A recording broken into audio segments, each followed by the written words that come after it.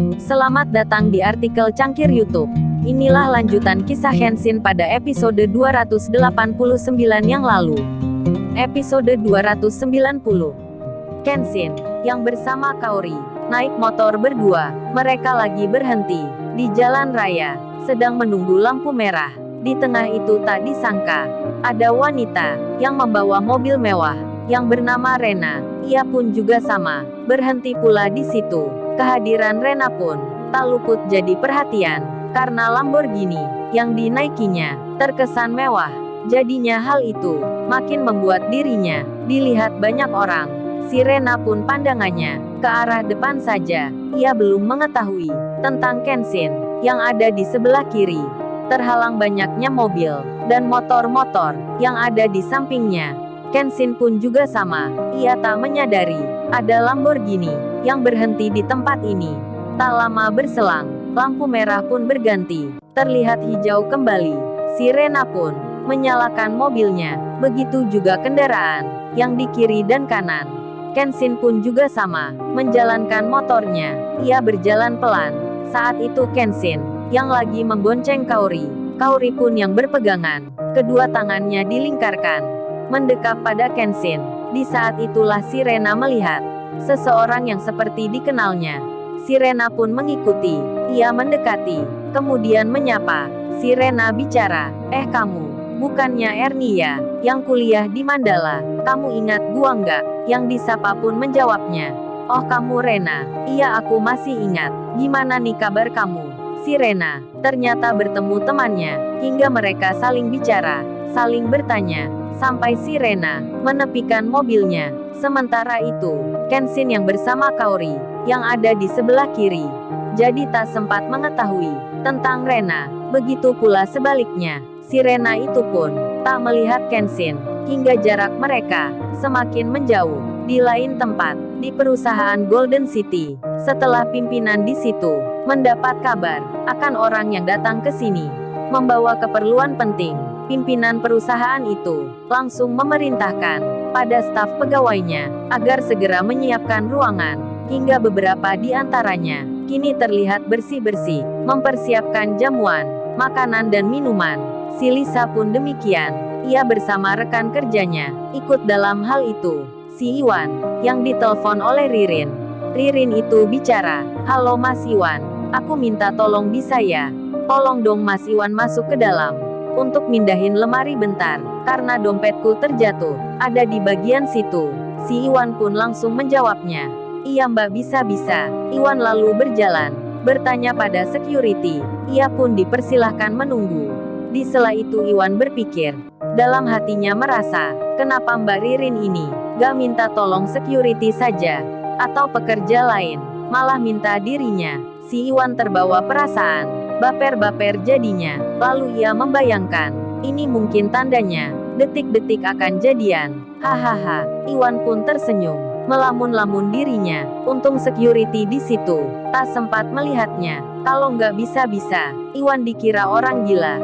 Tak lama kemudian, Ririn pun datang, lalu mengajak Iwan untuk masuk ke dalam, ke tempat kerjanya. Di saat itu banyak pegawai yang sedang ada di luar, melihat Ririn dan Iwan yang jalan bersama, nampak berdekatan. Mereka pun bicara, kok Mbak Ririn itu jalan sama cleaning service? Emangnya ada apa? Siapa cleaning service itu? Hal itu pun jadi perbincangan. Mereka semua bertanya-tanya tentang Iwan yang baru dilihatnya. Dan Iwan pun masuk ke kantornya Ririn. Ia memindahkan almari seperti yang sebelumnya. Si Iwan pun jadi bahan pertanyaan oleh pegawai di situ. Tak lama kemudian, setelah melewati perjalanan, Kenshin dan Kaori kini telah tiba di gerbang pintu perusahaan. Mereka pun masuk seperti biasa saja, tanpa ditanya-tanya. Security-nya pun mengira Kenshin dan Kaori itu pegawai yang akan kerja, apalagi di saat bersamaan banyak pula orang yang datang. Kemudian, para staf pegawai yang sebelumnya bersiap menyambut tamu itu, mereka belum mengetahui kalau seseorang yang ditunggu sudah tiba di sini. Di sela hal itu, Kenshin yang sudah memarkir motornya ditanya oleh Kaori. Kaori itu bicara, Sai, apa sebaiknya kita langsung aja masuk ke kantor? Kayaknya mereka belum ada yang mengenal kamu. Kenshin menjawabnya. Sepertinya iya Kaori. Tapi entar aja dah bilangnya. Kita santai bentar. Sekalian menunggu Iwan. Kenshin lalu bertanya. Oh ya kamu udah makan Kaori? Kaori menjawabnya. Oh kalau itu, aku tadi hanya minum teh hangat. Gara-gara nunggu kamu. Lama sekali datangnya. Aku sampai lupa. Gak makan roti yang disiapin mama. Kenshin menyahutnya. Ya kebetulan banget kalau gitu. Aku juga sama. Belum makan pula. Kenshin pun bilang. Kalau gitu kita ke kantin. Makan pagi dulu ya. Kaori menjawabnya. Oke lah kalau gitu. Siapa takut juga. Akhirnya Kenshin dan Kaori. Mereka berjalan bersama. Mencari tempat makan. Yang ada di situ. Di sela hal tersebut. Tanda bel pun berbunyi. Pegawai dan staf perusahaan sudah mulai masuk kerja, menjalankan aktivitasnya, kecuali beberapa orang yang jadi penerima tamu. Mereka masih jalan-jalan, kadang ke depan, kadang pula ke belakang. Di saat itu, mereka pun melihat ada seseorang yang lagi makan di kantin. Salah satunya pun bertanya, "Lo mereka siapa itu? Kok masih nyantai di situ? Kan ini waktunya kerja, malah masih makan dan bicara. Emangnya itu karyawan bagian mana?" Satunya pun menjawab, "Kalau dilihat-lihat, seragamnya yang bebas. Mungkin itu pekerja produksi, bukan karyawan tetap." Mereka pun membicarakan, sambil melihat orang yang makan. Dan karena merasa, pekerjaannya lebih tinggi, lebih punya jabatan. Salah satunya pun, dengan percaya diri, lalu memberanikan, berjalan menghampiri, mendekat ke Kenshin, dan tiba-tiba bicara, Mas dan mbaknya ini. Kok jam kerja gini, masih makan di sini? Emang gak denger bunyi bel apa?" Kenshin yang mendengarnya, malah menjawab, "Oh maafin kami mbak, kami baru datang. Jadi pingin istirahat dulu. Kenalin ini cewek saya, namanya Kaori." Kaori tersenyum, melihat Kenshin yang jawabnya gak nyambung. Staf yang bertanya itu pun, menjadi tak mengerti. Ia pun agak emosi, karena pertanyaannya, dijawab tak serius, merasa dipermainkan. Kemudian ia pun bilang, "Masnya ini emangnya kerja di mana? Kok berani bicara nggak sopan sama saya? Mas dan mbaknya bagian produksi ya? Kalian ini, kan bukan karyawan tetap, jangan seenak gitu di sini." Kenshin lalu menyahutnya, "Oh mbaknya salah, kalau saya ini, kerjanya cleaning service. Nah kalau cewekku yang cantik ini, dia bagian admin keuangan." Kenshin yang bicaranya jujur, malah dikira mempermainkan lagi. Hingga Mbak Dewi, staf kepegawaian, yang kerja di perusahaan itu, jadi marah lagi. Lalu ia berkata, "Masnya ini makin gak sopan aja ya bicaranya. Pakai berkata ngenalin ceweknya. Kalau di sini kerja itu, gak boleh pacaran tahu. Coba entar aku tanyakan ke teman, yang dia kepala produksi, siapa kalian ini. Dan yang penting, entar gua bilang, kalian melanggar aturan." Kaori menyahutnya, sembari tersenyum. Kaori pun nampaknya tenang saja. Ia malah mengikuti Kenshin. Kaori berucap, "Masa pacaran aja, di sini nggak boleh mbak. Kalau gitu diubah aja peraturannya." Ia nggak say. Kenshin pun tersenyum. Di saat yang demikian, Lisa dan teman lainnya pun datang. Ia lalu diberitahu oleh rekan kerjanya, kalau Mbak Dewi lagi menegur orang yang di jam kerja sedang makan. Lisa pun melihatnya. Ia pun kemudian bicara, "Lo itu bukannya pria dan cewek yang kemarin. Kok mereka ada di sini?" Mendengar hal itu, temannya bertanya, "Hei Lisa, kamu kenal mereka ya?" "Siapa itu?"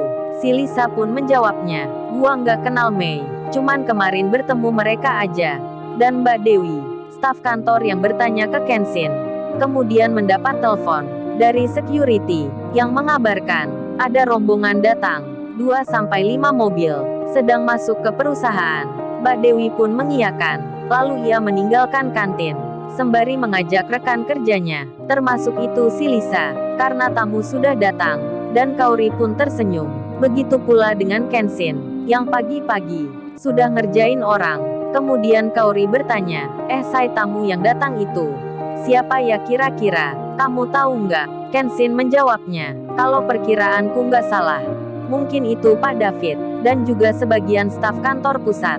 Kata ayah sih gitu, mereka akan mengurus surat tentang keikutsertaan dalam pengerjaan proyek ini." Kaori pun mengerti, Dan benar saja, di luar sendiri, Pak David dan rekan kerjanya, yang berseragam kantor, berpenampilan menarik, mereka pun disambut dengan hangat. Pegawai-pegawai di situ, memasang senyum dengan ramah, termasuk Mbak Dewi dan Lisa. Mereka menyambut tamu, dengan senang sekali.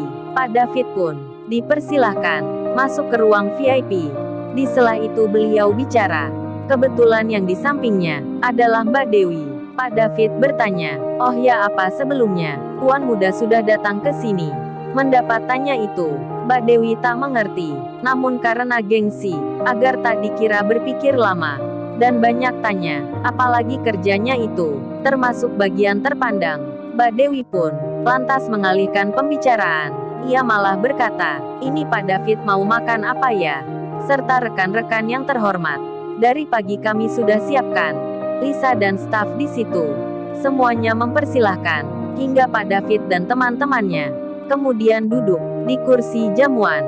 Mbak Dewi itu, ia pun sempat bertanya, dirinya berbisik di hati, emangnya, yang dimaksud tamu ini, Tuan Muda siapa? Nggak ada di sini, yang namanya seperti itu. Kemudian ia pun mengira, itu hanya salah tanya, atau salah mengatakan. Sementara itu, Kenshin yang bersama Kaori, kini selesai makan di kantin. Mereka pun jalan-jalan, menuju halaman depan. Tak berselang kemudian, Kenshin pun mendekat, ke tempat para tamu. Lisa pun melihatnya. Lalu, bagaimana kisah selanjutnya? Subscribe channel ini, untuk episode